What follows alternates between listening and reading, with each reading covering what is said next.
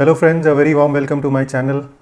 As per your request, in today's video we are going to talk about the happiest company which is listed on the Indian Stock Exchange, Happiest Minds Technologies. So this is a digital transformation IT company. As you know, the IT sector is facing a little bit of slowdown in the last few quarters, and now gradually there are signs of recovery. So this would be an appropriate time to discuss such a company which is worth considering to include in our portfolios. If you are new to the channel, please do subscribe and hit the bell icon. And if you are not a part of a Telegram channel, do join today, as we discuss every day morning the market analysis and lot of other interesting stuff on a Telegram channel as well.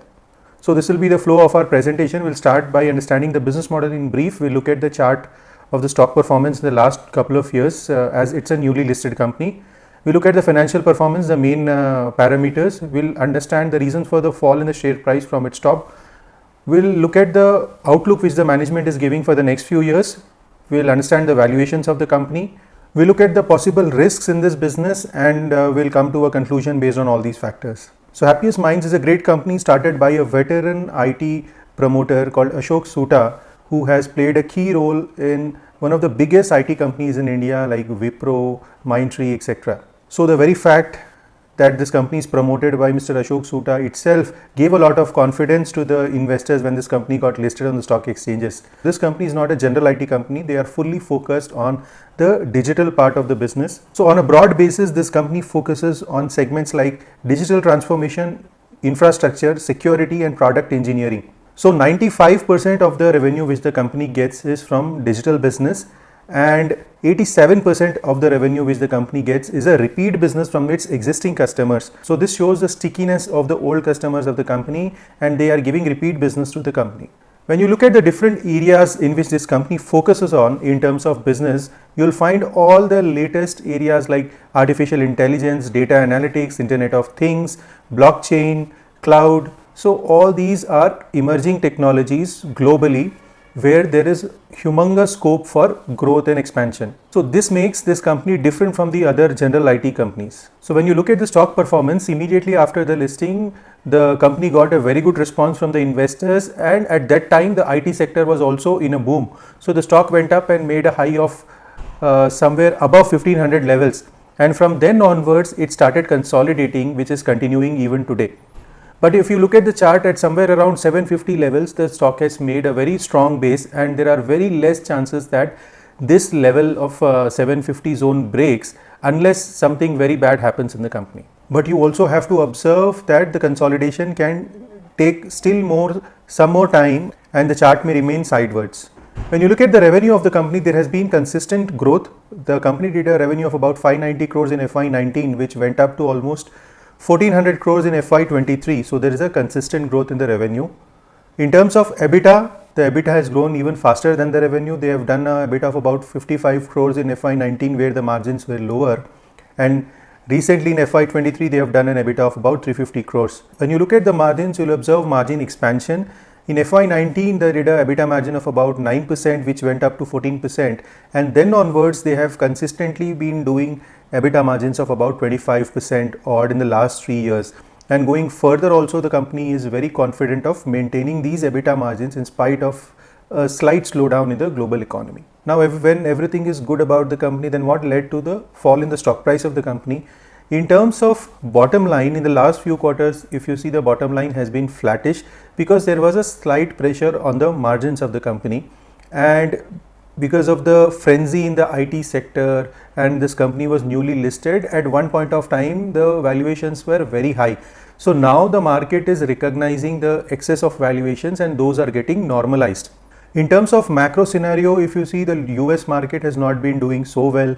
The European market has been also in trouble. So their clients have been slightly postponing their IT spends, which led to the correction in the stock price also. And when you look at the shareholding pattern of the company, you will notice that the institutions who had taken up the shares of this company during the time of the IPO, they have also slightly reduced their holding, which led to pressure on the stock price of this company. Now, what is the growth outlook of the company going forward? Recently in FY23, the company did a QIP and raised about 500 crores. And in terms of attrition, you see that attrition is declining, which is good for the company. The company had a long-term goal of achieving $1 billion revenue by 2031, which is on track. and the company will achieve this by both organic as well as inorganic growth, and they are already evaluating several acquisitions which are there in the pipeline. The company believes that in spite of the global slowdown, there will not be much of a slowdown in the digital transformation business, because the companies have no other choice but to spend and get digitally transformed themselves. And in terms of margins also, the company believes that these EBITDA margins of somewhere around 24-25% are sustainable in a long-term basis. When you look at the valuations of the stock, at one point of time, the stock was getting valuations as high as nearly 30 times the revenue, which is very high for any company in this sector, in spite of the company doing some niche business. But now, after the correction, the valuations are getting settled at somewhere around 10 times the revenue. Now, when you look at these valuations compared to the other IT companies, still you will feel that these are at premium, but that is because the company's business is also slightly different from the other IT companies. The company always has been getting some premium, and going forward also they will continue to get some premium in valuations compared to the other IT companies. Now, what are the risks of investing in this business? If this global slowdown continues for the next few quarters, the stock price may continue under pressure, and there may be some flattish movement in the revenue and profits of the company. In spite of promising such a growth trajectory by 2031, if the company fails to deliver that, then that could be a risk. There is competition emerging in the IT space. Every day there are new companies forming, and the smaller companies are getting bigger and bigger. So there are other companies also who are focusing on the digital transformation space, which will create some competition for this company.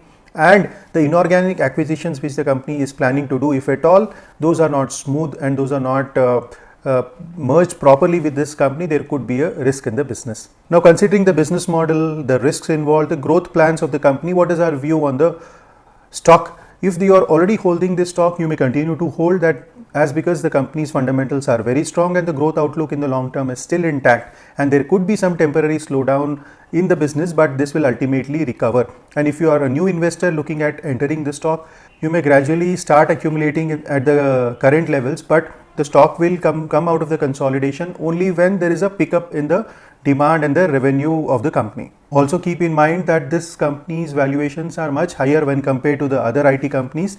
So if at all there is any failure in the performance, then the breakdown on the charts can be deeper than the others. So that's our view on Happiest Minds. I hope you like the crisp analysis. If you like it, hit the like button and subscribe to the channel. If you want me to make videos on your other favorite stocks, don't forget to mention that name in the comment section. Do join our Telegram channel. Thank you for watching and have a wonderful day.